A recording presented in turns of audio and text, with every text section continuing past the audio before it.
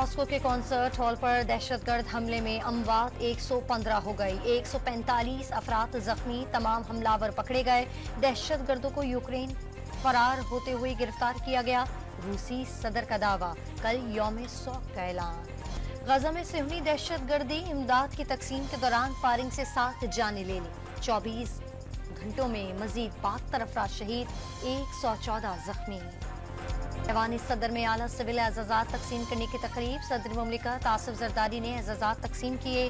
लाहौर, कराची और कोयटा के governor house में भी तकरीब तकसीम एजाजात का इनेकाद।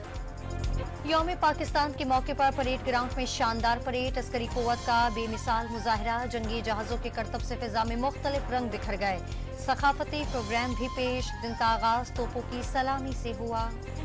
पाकिस्तान अपनी खुद मुख्तारी पर कभी समझौता नहीं करेगा। कौम और मुसल्लह अफवाज किसी भी जारियत का मुंह तोड़ जवाब देने के लिए हम वक्त तैयार है।